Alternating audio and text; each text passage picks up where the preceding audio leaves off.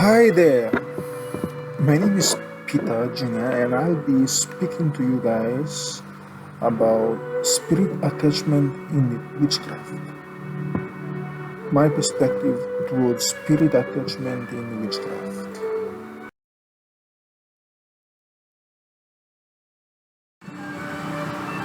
Witchcraft was basically defined in the past, according to European history, as traditional Satanism. If you have a copy of any physical hard copy of a dictionary, let's say Oxford Advanced Learners Dictionary, you can look at the definition of the term or word witchcraft. Now, even if you have access to the internet, you can go online, Google the term witchcraft. But in the past, according to European history, witchcraft was basically defined as traditional Satanism.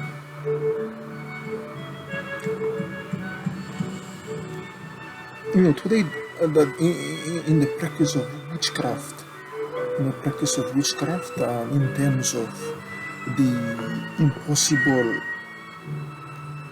outcomes of the practice of witchcraft or so-called miracles, there are slight difference between the miracles performed in witchcraft from the miracles performed within a Christian scenario. And the slight difference would be the outcomes of the extraordinary events or things that actually happen, or so-called miracles that happen because of witchcraft, is basically an outcome of the person practicing witchcraft with the aid of an evil spirit. Or in other words, the witch or the wizard basically manipulates the evil spirit to his or her selfish desire. But on the other hand, within a Christian scenario, miracles happen because of God's will. For example, if we were to pray for God to kill someone out of our selfish intention, God will never kill someone. He will never provide us with a miracle of abundance of money or something. Just an example. Unless it is in line with His perfect will. And by the way, God is like in 1 John chapter 4 verse 8. So what I'm trying to bring across to you guys is that within traditional Satanism or witchcraft, it's like the total opposite of what actually happens within the religious umbrella of Christianity. Miracles that happen with the aids of evil spirit are actually happen because of the person practicing witchcraft, manipulating or influencing a evil spirit in a certain way to reach his or her selfish desire. That would seem like a miracle. But on the other, when it comes to Christianity, under the umbrella of Christianity, miracles happen according to God's perfect will, meaning to say that human beings, even Christians, cannot manipulate the Spirit of God. Even Christians cannot manipulate the holy angels of God. All Christians do is pray to seek assistance from God.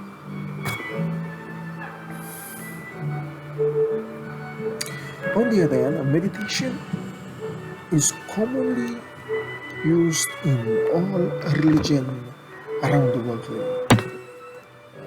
The term meditation, one way or another, is found in all religion around the world today. When I say religion, I mean Satanism, traditional Satanism, Christianity, Judaism, Buddhism, Muslim, and so forth. you name it, all the religions around the world today, you will still find a form of meditation, a practice of meditation within all these religions around the world today. And even in the practice of traditional Satanism or witchcraft. For just an example, uh, within the umbrella of Christianity, let's say for example, Jesus, during his last moments here on earth, he was in the Garden of Gethsemane praying and meditating upon God's word. And mind you, in the time of Jesus Christ, during the antiquity period of the European history, there was no physical copy of the Holy Bible, what we have today. A copy that has all books of the Torah combined with the New Testament books like the four Gospels, Romans, Acts, Ephesians, and so forth. So Jesus was basically meditating and praying in the Garden of Gethsemane. So that's an example of meditation. That's an clear example of meditation. So meditation is common in all the religion, even within Christianity, and even within traditional Satanism and the practice of witchcraft. Meditation is, I would say, extremely used within the practice of witchcraft or traditional Satanism.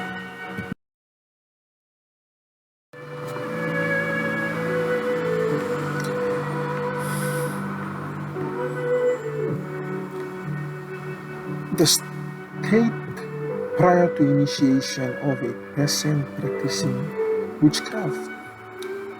Previously, when the person was not initiated into the practice of witchcraft, he or she was free from the bondage of any evil spirit.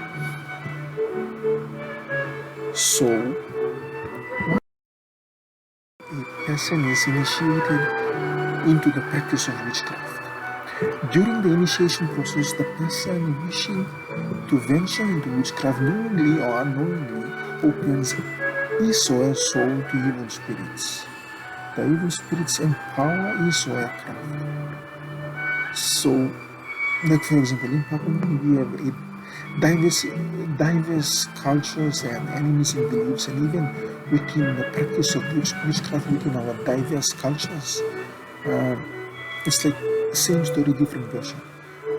For example, within Isipi province, West province, but especially Isipi province and Medan province, we have all these so-called houseman systems. So within the houseman, apart from getting so-called wisdom and knowledge from elders within the tribe, within the community of village,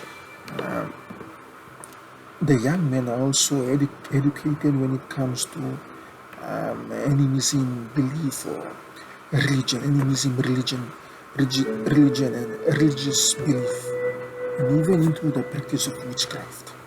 So, when a person enters the houseman, or so-called in Sipik house tambaran, but in Medan province, just an houseman,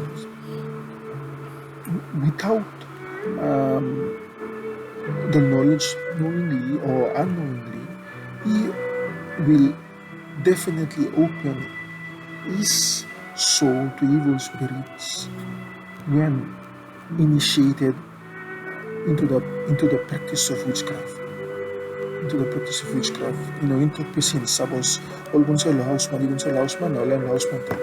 Okay, night you sleep in, Nimblo Mana, and Masalaya, and Bakam, and Pile on the Euro, let you, help you can pour it. You must sleep and so must tapisi. You stop inside the houseman for 1 month or 2 months or 3 months now. It's like Masalaya, Mana, and Bakam a part of you, and Bakam a houseman you, and empowering you. So that's just an example in Tokpisi. But basically, this is what actually happens when the person is initiated into the practice of witchcraft, he or she is bound to an evil spirit. So, witchcraft is a huge topic of its own. Within witchcraft, we may have, especially in Papua New Guinea, we have, mind manipulating witchcraft. We have the different stages of witchcraft as well. Like if you want to become someone that has all the techniques and power to kill someone, then there's a certain degree that one must reach within the initiation process of witchcraft prior to attaining this full potential of power to be able to kill someone, like into Tabi Bunzel Houseman, especially for the people of Pacific and Medium Province. It's not like it's just now Bunzel Houseman and you just stop on the window, you come and you can go kill him. It's like a process. It's like a education system. You will be educated, and the higher you attain the all those levels of education within the household system, the more power you are attain in terms of the practice of witchcraft. So, for example, some like was man natin iba gusto ang bagang one man natin o something kan pila-pila liyo just like you must not be afraid. There are certain guidelines and taboos that you must meet in order to attain this power, and that power is an evil spirit that you will welcome into your soul, whether knowingly or unknowingly.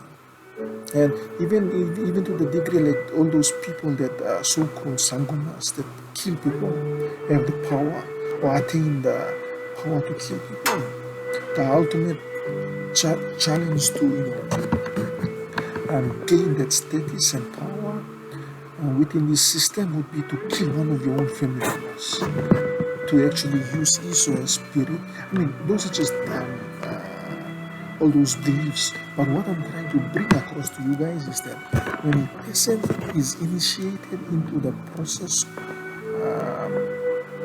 of practicing witchcraft, he or she opens his or her souls to evil spirits. That's all. Same story, different version, whichever cultures here in Papua New Guinea, even across the world, even in Haiti, even in London, and the so-called formal religion of Wicca. Even if a person is in the continent of Africa, same story, different version. That's what I mean by through the initiation process of becoming a witch or entering the practice of witchcraft, a person opens his or her soul to evil spirits. So that's the dangerous part of drifting towards the practice of witchcraft, because before you even come to realize the fact that you are opening up your soul to an evil spirit, you might already be opening up your soul to evil spirits. So when a person now is a so-called witch or wizard or whichever name you may use, in Papua New Guinea, we sometimes refer to them as Marilaman or Sanguma or Bottle Mary, it's like anything. So the evil spirit bound to this person practicing witchcraft through the previous initiation process in becoming a witch is the slave to that particular person practicing witchcraft, but owns his or her soul after his or her life here on earth. And that's the scary part of it all, because like when you become a witch, when that evil spirit empowers you, it claims your soul. It claims your soul. It claims your soul. So after your life here on earth, it basically owns your soul. You will be its slave in the so-called afterlife. And that statement is actually a statement from the world of occult or traditional Satanism. But within a Christian perspective,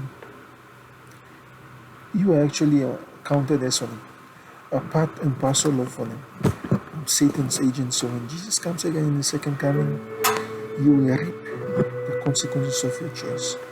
But that's not our topic for today.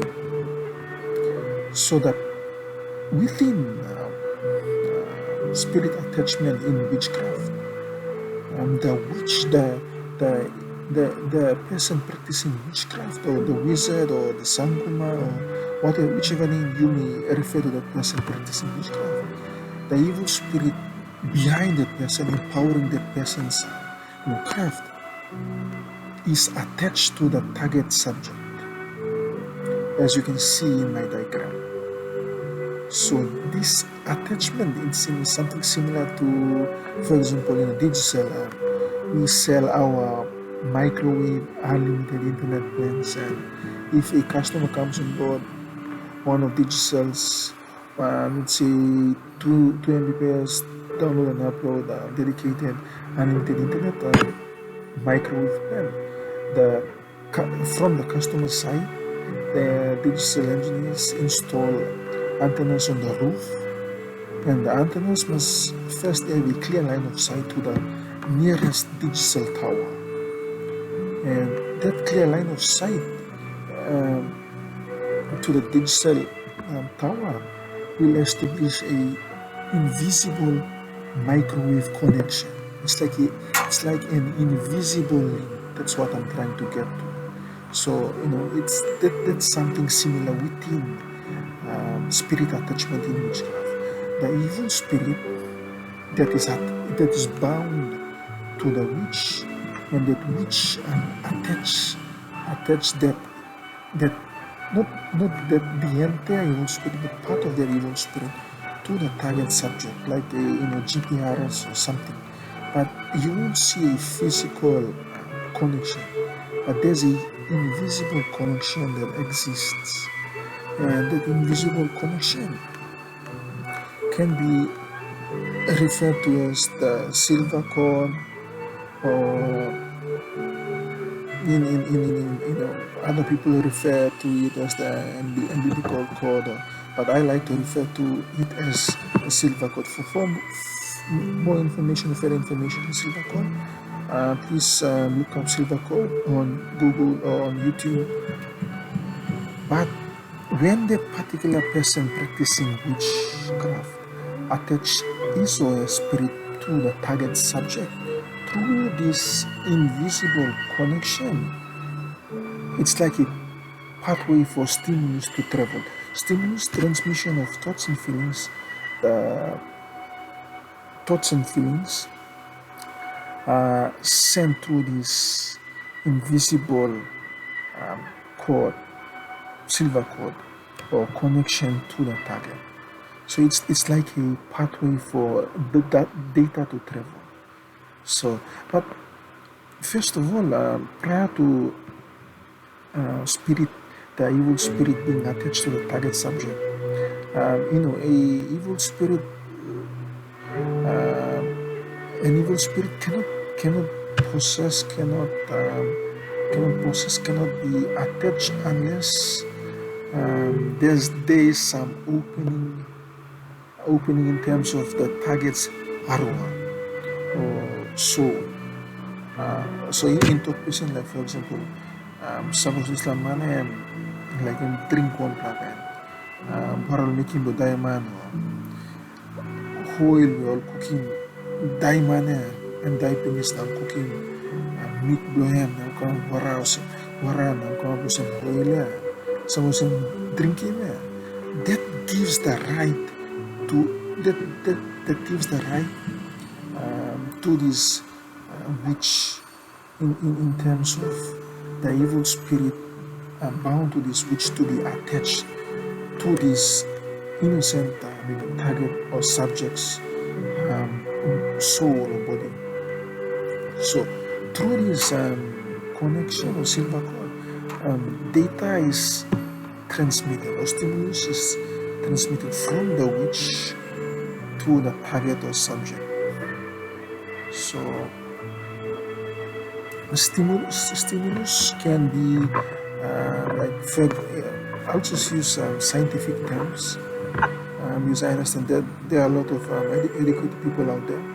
So within the field of science, specifically under parapsychology, especially ESP, extrasensory perception, you would find the term clairvoyance, telepathy, and so forth, other terms.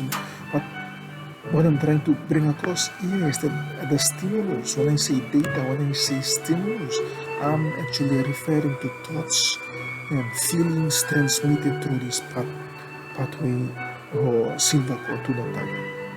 So in order for all these to work, the target must not be aware. The subject must not be aware.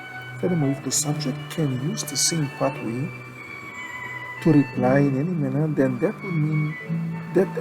would mean danger, or that would be dangerous for the witch. Taste of his oil is lost in her own maze, or his own maze. So when the target or subject is not aware of what is actually happening, then this craft is actually successful or effective.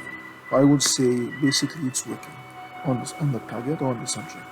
But on the other hand, when the subject is aware of what is actually happening, and even worse, if the subject can actually use the same pathway, invisible pathway or silver cord, to reply, in terms of replying to the stimulus that he has been or she has been receiving from the witch, that would mean danger for the witch. So, but going back to the stimulus, what I made mention of earlier, few minutes ago, stimulus. In the process of sending stimulus, if you can recall, in the beginning of this presentation, I started off with the term meditation. In the process of sending stimulus, what actually happens? The person practicing witchcraft, this mind manipulating witch or spirit attachment, he or she will basically meditate. Meditate basically means, from my understanding, first of all, before I give my basic definition of meditation, we as human beings, we do a lot of multitasking. Most of the times we don't even realize that our brain is actually doing multitasking, and that is how we were created by God. So for example, right now, if you're watching this video, part of your attention, let's say 25% of your attention would be excuse me, would be concentrating on what I'm saying, what I'm presenting, and the other 10% would be thinking like, who the hell does he think he is, or what does he mean by that? And the other part of your brain is thinking about, oh, it's getting late now, we should have our dinner or something, I'm already starving. And the other part of your brain might be thinking, after this we better watch some movies or something, or I forgot to remove the clothes hanging on the lines. So like what I'm trying to say is that during this space of time, within the space of 2 seconds, your brain is simultaneously paying its attention to all these things at the same time. So that is my basic description when it comes to multitasking of the human brain. And the brain is totally different from the mind. So the brain is the organ. So when it comes to meditation, it's like focusing the entire brain, your entire brain's focus, your mind's attention. You just narrow everything out and just narrow it down to just one thing. And this one thing is this stimulus that you are trying to send. And that is what all these people, these witches and wizards or mind manipulating witches, sangoma and so forth, that are practicing mind manipulating witchcraft, that is what they basically do. So what he or she, the witch will do, wizard will do, is basically meditate on a specific thought form that stimulates. Let's say, for example, I'll just give you guys an example.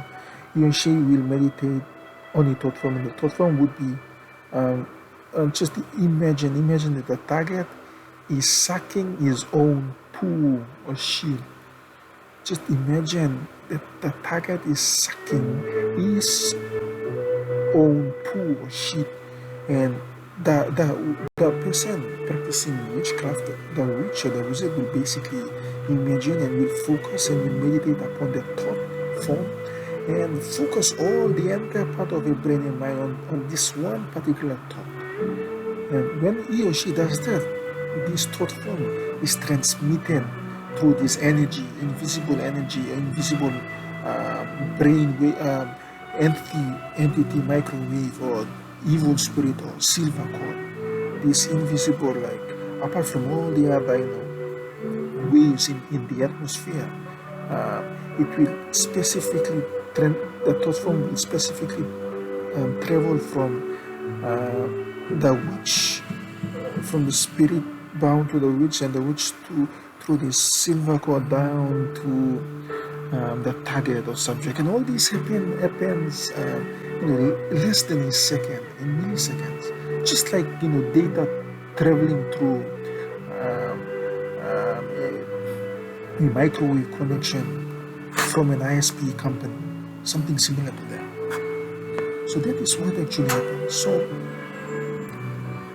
when the subject or when the target becomes aware of all this process or what is actually happening, then this is dangerous for the witch or the particular person practicing this mind manipulating witchcraft. But even worse, if the target or if the subject can actually reply in terms of sending thought forms stimulus back through the same channel of connection or silver cord to the witch, then that's even far more, I would say, that's a disaster for the particular person practicing mind manipulating witchcraft. So how can that be possible, one would ask? How can someone being a target or subject be able to be aware and also be able to respond in terms of stimulus back to the person practicing witch or manipulating witchcraft? There may be many theories out there. Theories, I mean, it's not scientifically proven to be factual. But my theory would be, this is my theory that I'm sharing with you guys. My theory would be, the person, first of all, the person practicing witchcraft, he or she is also a human being.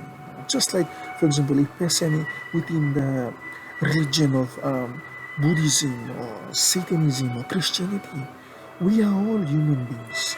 That particular person will not continuously meditate for 24 hours within the space of 24 hours. It is impossible for that person to just focus his or her attention of their mind without eating, without drinking, without taking a shit, without pissing in the toilet or something, without having a life, so to speak. So the life of that person practicing witchcraft, that mind manipulating, which could be in business terms, a business operation.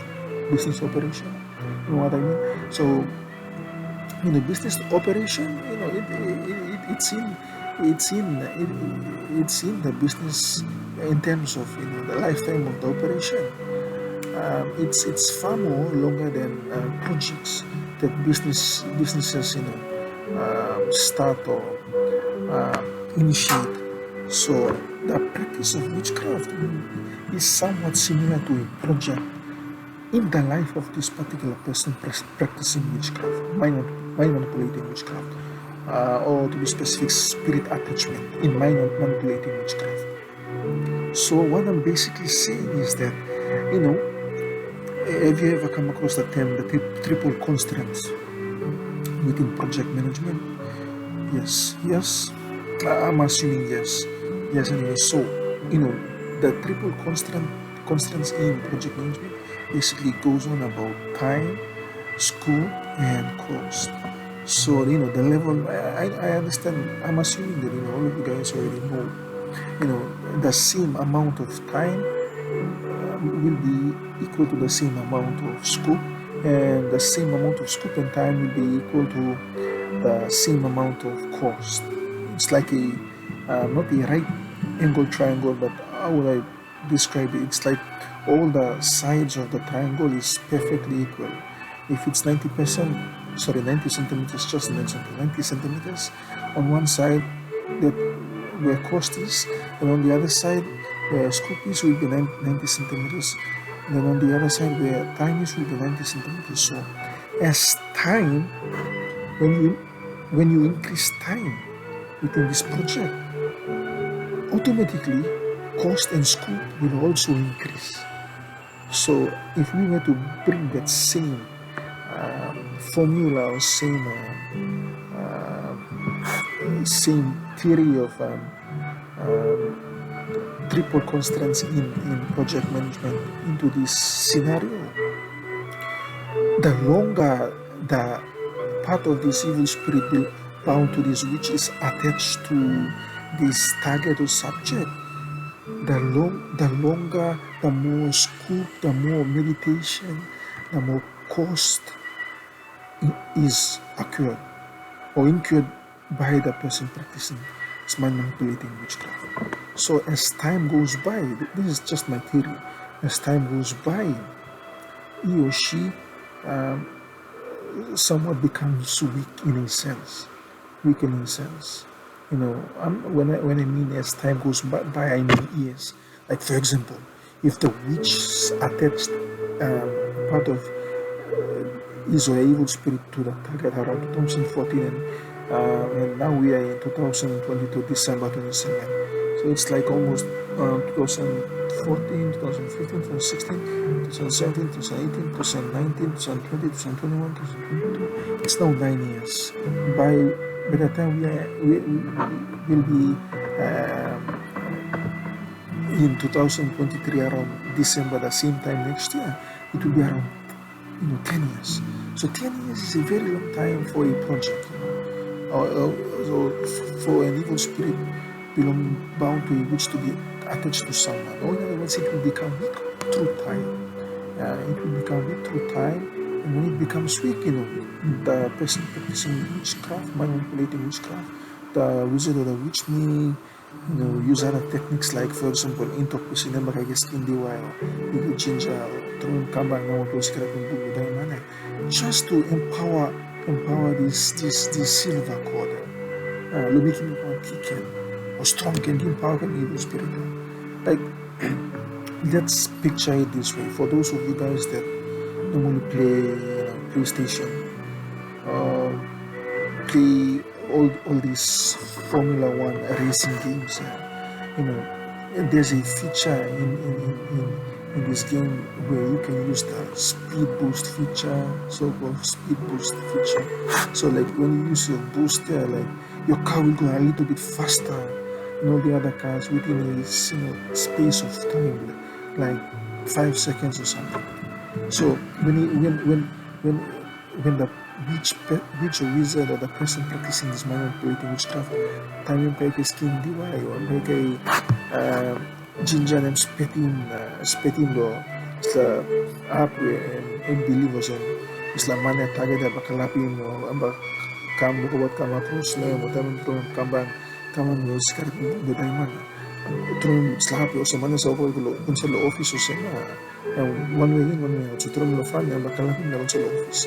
What he or she is doing, he or she is trying to empower, like speed boost to empower this and give power, energize the evil silver cord, the connection, so that is when meditation, when the thought forms, like he or she sends the thought forms, it must be strong, it must be powerful, the subject must not be aware. But on the other hand, if the subject is aware, like our previously made mention. It's like really dangerous for the witch. It may become the taste of their own medicine, and it can fall anything like that. But this is when we are talking about mind manipulating witchcraft and spirit attachment. It's like multi-purpose. You can the person practicing this can use this to drive someone insane. Can use this to have sex with someone.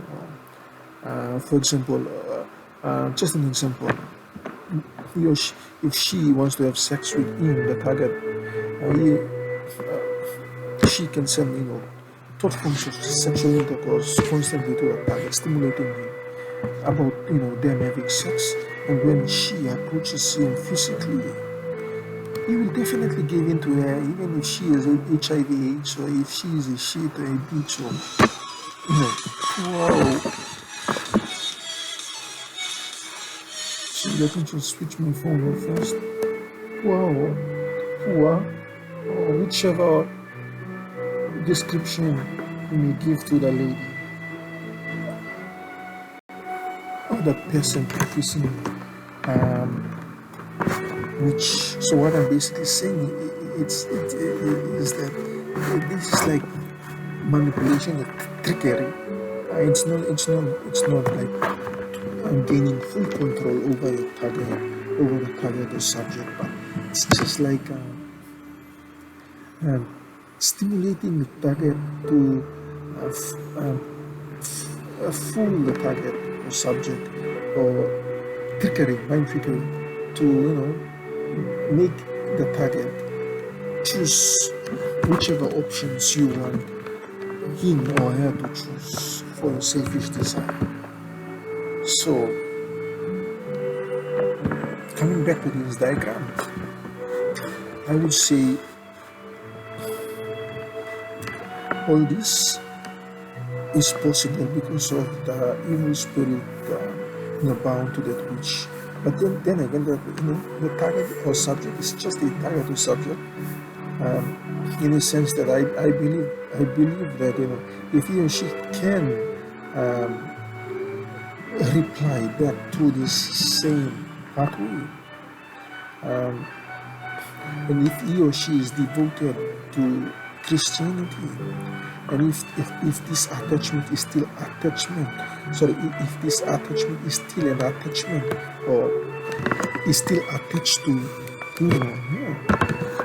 then by God's will, I would say God allows this to happen because of His own perfect will. It doesn't matter if the target can, put as much offering or be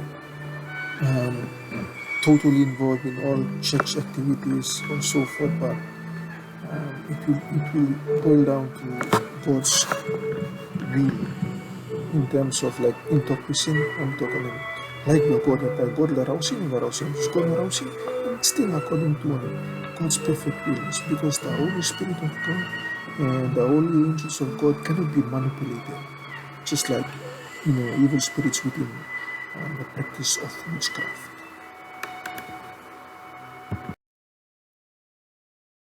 So with that being said, evil spirits and angels and holy angels do exist in this entire universe.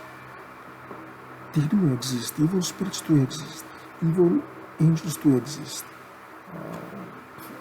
If you open your Bibles to Revelation chapter 12, verse 79, you will see very clearly that Satan and the 1/3 of these unknown total populations of the angels in heaven.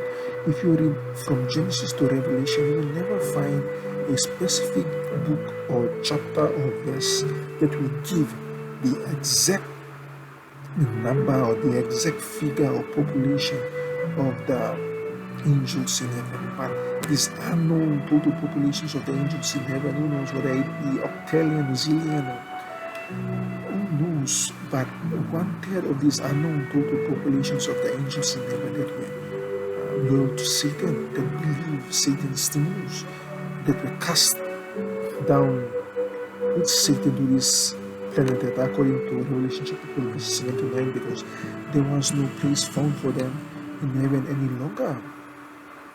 These evil spirits are the spirits that empower people that engage in the practice of witchcraft, traditional Satanism, or even demonic magicians and so forth.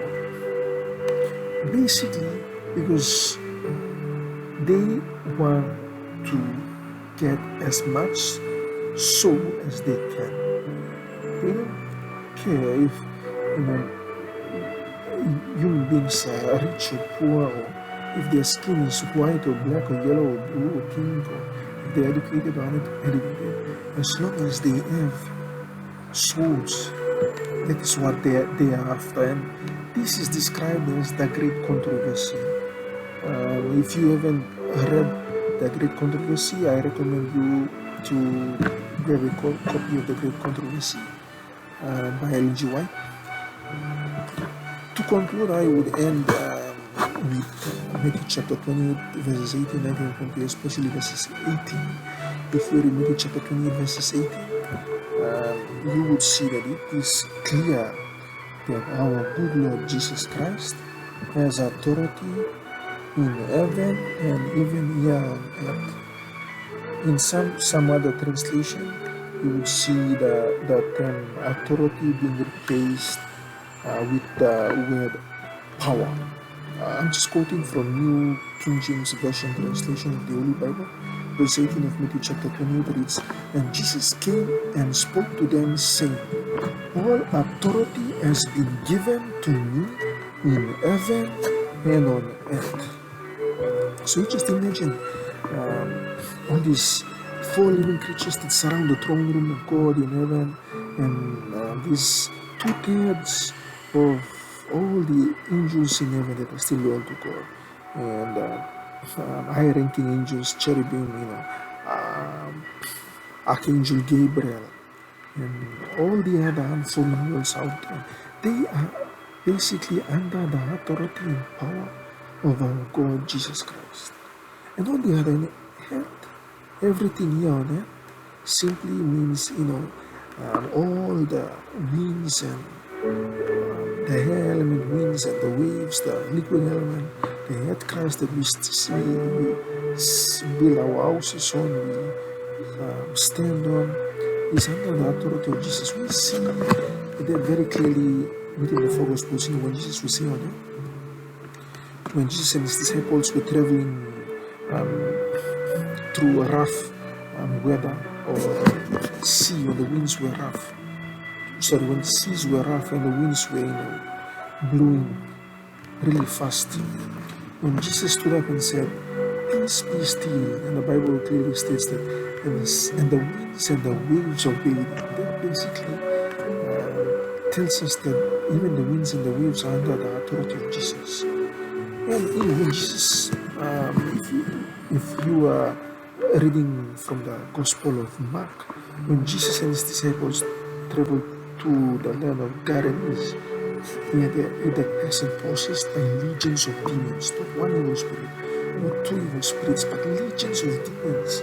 The very first thing when Jesus set foot on the place, on shore, the very first thing that person did, his reaction, the evil spirits, the legions of demons inside him, controlled him and moved him, and he actually ran towards Jesus and he bowed down and worshipped Jesus before begging Jesus not to cast them out from that person, but to cast them out into the swines nearby.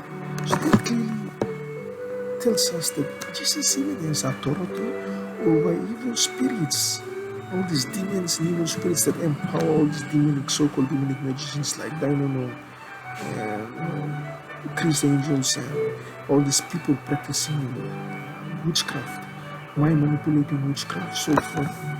All these evil spirits behind their craft that are empowering them are under the authority of Jesus. Jesus has power over them. That is why we describe Jesus, our God the Son, as omnipotent, meaning all powerful. There is no other like him in this entire universe. So this is the person that you and I are worshiping. So I would pray and hope that we will not become like the disciples in Matthew chapter 28 verses 17. Even though after years of being with Jesus, they ate and they slept and they taught with him, they performed miracles with him, they even assisted him in some of his miracles. They even witnessed him rose from the grave. He appeared before them. But when they worshipped him, according to Matthew chapter 28 verse 17, when they worshipped him, some doubted. That is why Jesus responded to that in Matthew chapter 28 verse 18. I hope and I pray that we as Christians and as human beings won't become like the disciples in Matthew chapter 28 verses 17, but we will recognize the power of the person that you and I are worshiping, Jesus, in Matthew chapter 28 verse 18, and we will fear him more. We will fear him more than any entity, any evil spirits, or even Satan. Only Satan a mere creature compared to our God. Jesus Christ, the omnipotent, omnipresent God, who is the creator and source of life to this entire universe, and not only to this entire planet, this entire Milky Way, but to this entire universe, our Milky Way and other Milky Ways, if there are in fact other Milky Ways out there, this entire speck of universe, he is the omnipotent creator and source of life, God, who is loving for sin for us. Thank you.